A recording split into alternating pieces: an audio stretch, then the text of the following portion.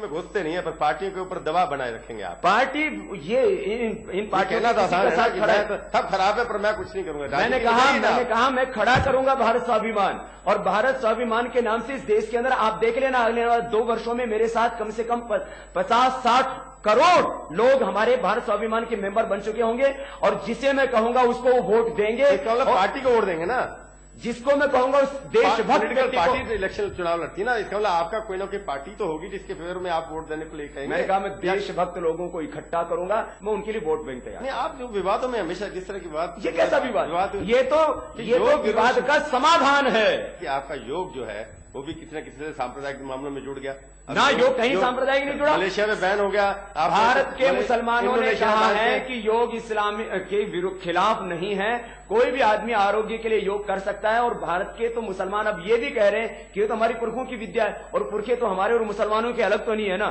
खून एक है, पूर्वज एक है, वतन एक है। मैं कहता हूं हमें घर में हिंदू मुस्लिम सिख ईसाई की तरह रहना है, देश में हर भारतवासी को भारतीय बनकर के रहना है, हिंदुस्तानी बनकर के रहना है। पर उसमें जब ओम का शब्द प्रयोग करेंगे आप योग के अंदर, देखिए ओम कोई ना देवी देवता है, ना कोई मूर्ति प्रतिमा, और इस पर भी कोई विवाद नहीं है। योग का कनेक्शन क्या है योग के साथ? अगर ये कम्युनल बनता चला जा रहा है कि ओम बोलने से योग कहीं आप शरीर जो है, योग का अर्थ क्या होता है कि आप अपने आप को किसी एक ऐसे अदृश्य सत्ता से जोड़ रहे हैं, और जो है अपने अंदर की शक्तियों को जगा रहे हैं। तो अंदर की शक्ति हिंदू की भी जागेगी, मुसलमान की भी जागेगी। अभी हिंदू और मुसलमान बीमार हो जाता तो ब्लड प्रेशर शुगर की अलग अलग दवा थोड़ी ना खाता है।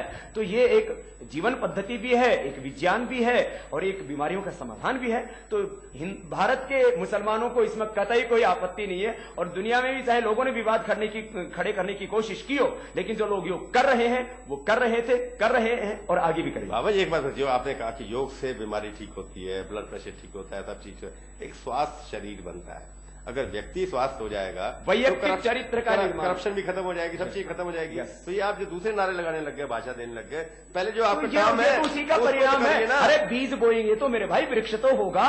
तो ये बीजारोपण था पहले राष्ट्रवाद का भी, अध्यात्मवाद का। अब वो बीज वृक्ष बनेगा, तो बीज को क्या मिट्टी में पड़े रहने थे, वो अंकुर हो रहा है उसमें, और यदि वो वृक्ष बन रहा है तो इसमें तो प्रसन्नता होनी चाहिए। आप अभी जो फल तोड़ने की कोशिश करेंगे आ जाओ। अरे कहाँ नहीं बना तो इस बार के लोकसभा चुनाव में कहूं मैं प्रत्याशी खड़ा कर रहा हूं, ना किसी का समर्थन कर रहा हूं। अभी तो 4-5 साल तक संघर्ष चलेगा, और उसके बाद में एक नया भारत बनेगा, नई व्यवस्था बनेगी, नई आजादी आएगी, और ये भ्रष्ट और बेईमान लोग फिर ये कपालभाति अनुलोम विलोम करेंगे, शायद इनकी बुद्धि ठीक हो जाएगी।